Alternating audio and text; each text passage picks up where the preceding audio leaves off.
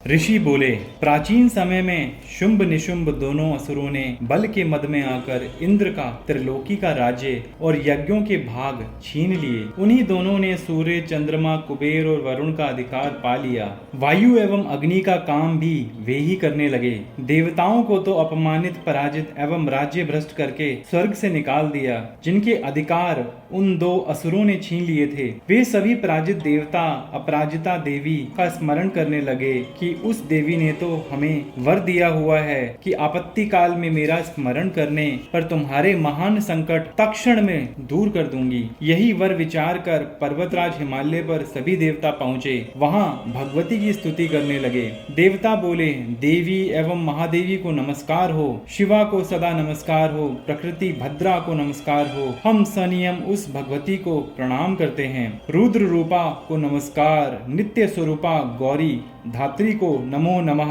ज्योत्ना रूपिणी चंद्र स्वरूपा सुखमयी को निरंतर नमो नमः। प्रणाम करने वालों की उन्नति करने वाली सिद्धि स्वरूपा को नमस्कार हो।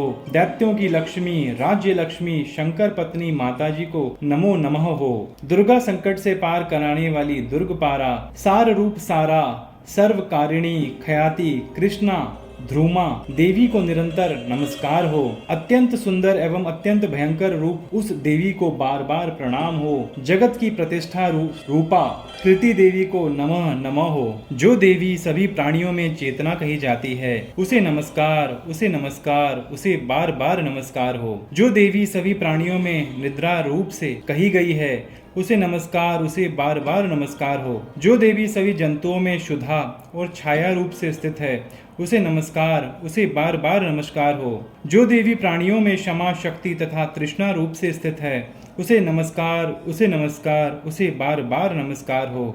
जो देवी सभी प्राणियों में लज्जा, शांति और श्रद्धा रूप से स्थित है, उसे नमस्कार, उसे नमस्कार, उसे बार बार नमस्कार हो। जो देवी सभी प्राणियों में कांति रूप से स्थित है, उसे नमस्कार, उसे बार बार नमस्कार हो। जो देवी सभी प्राणियों में भ्रांति, कांति और लक्ष्मी रूप से स्थित है, उसे नमस्कार, उसे नमस्कार, उसे बार बार नमस्कार हो। जो देवी इस सारे जगत में व्यापक होकर चैतन्य रूप से स्थित है, उसे नमस्कार, उसे नमस्कार, उसे बार बार नमस्कार हो। प्राचीन काल में अपने मनोरथों की सिद्धि के लिए देवताओं ने जिस देवी की स्तुति की, इसी प्रकार कई दिनों तक सुरपति इंद्र जिसकी सेवा करता रहा, वह मंगल रूपा परमेश्वरी हमारे मंगल एवं कल्याण करे और हमारी आपत्तियां दूर करे। दुष्ट दैत्यों से संतापित हम संपूर्ण देवता जिस भगवती ईश्वरी को नमस्कार कर रहे हैं और जो भक्ति पूर्वक नम्रता के स्वरूप मनुष्यों द्वारा स्मरण की जाने पर उनकी सभी विपत्तियों का नाश कर देती हैं, वह हमारी भी सभी विपत्तियां दूर करें। ऋषि बोले, हे राजन, देवता लोग सब इस प्रकार भगवती की स्तुति कर रहे थे। उस समय श्री गंगा जी के जल में स्नान करने के लिए श्री पार्वती जी आई। उस समय सुंदर बाहों वाली पार्वती जी ने देवताओं से कहा कि आप लोग किसकी स्तुति कर रहे हैं? तब उनके शरीर कोश से प्रकट होकर शिवा बोली, ये देवता तो शुंभ दैत्य से सताए हुए एवं संग्राम में निशुंभ से पराजित होकर मेरी ही स्तुति कर रहे हैं। श्री पार्वती जी के शरीर कोश से श्री अंबिका जी का प्राकट्य हुआ। इसी कारण सारे संसार में कौशिकी नाम से प्रसिद्ध हैं। इस प्रकार जब कौशिकी प्रकट हुई, तब श्री पार्वती जी रूप में काली हो गई। हिमालय में रहने के कारण इसका कालिका नाम विख्यात हुआ। उसके अनंतर शुंभ निशुंभ के नौकर चंड तथा मुंड ने वहां आकर उस अंबिका देवी को देखा, जो उस समय परम सुंदर रूप धारण कर रही थी। उन दोनों ने शुंभ दैत्य को जाकर कहा कि हिमालय को अपनी कांति से प्रकाशित करती हुई परम सुंदर स्त्री वहां पर बैठी है। वैसा उत्तम परम सुंदर रूप किसी ने भी कहीं देखा न होगा। हे असुरराज, वह देवी कौन होगी? इस बात का आप ही पता लगाइए और ग्रहण करें। वह स्त्री क्या है? रत्न ही है। उसके तो सभी अंग बड़े मनोहर हैं। आपकी दिव्य कांति से दिशाओं को प्रकाशित कर रही, अपनी दिव्य कांति से दिशाओं को प्रकाशित कर रही। हे दैत्येंद्र, वह तो बैठी हुई है, आप जाकर उसे देख सकते हैं। प्रभो, जैसे भी हो आप उसे ग्रहण कीजिए। ऋषि बोले, तब चंड मुंड के वचन सुनकर शुंभ ने महाअसुर सुग्रीव को दूत बनाकर देवी के पास भेजा और कहा कि तुम मेरी ओर से उससे इस प्रकार से कहना और इस प्रकार का उपाय करना जिससे कि वह प्रसन्न होकर अत्यंत शीघ्र ही यहाँ आ जाए। यह सुनकर वह दैत्य पर्वत के उस प्रदेश पर जा पहुंचा जो कि अत्यंत सुंदर था। वहां ही देवी बैठी हुई थी। वहां जाकर उसने देवी से बहुत मधुर वाणी द्वारा कोमल वचन कहे। दूत बोला, हे देवी, दैत्यों का स्वामी शुंभ तीनों लोकों में परमेश्वर है।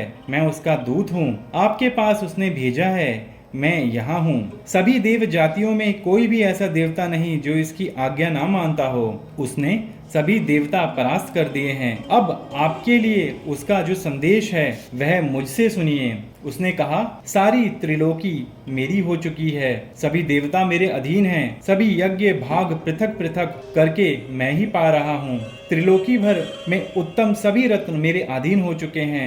उसी प्रकार इंद्र के वाहन श्रेष्ठ ऐरावत हाथी को मैंने छीन लिया है। देवताओं के शीर समुद्र से उत्पन्न उच्चह शवा नामक अश्वरत्न प्रणाम करके भेंट कर दिया है। और भी जितने देव गंधर्व एवं नागों के पास रत्न रूप वस्तुएं थी वे सब की सब हे सुंदरी मेरी हो चुकी हैं।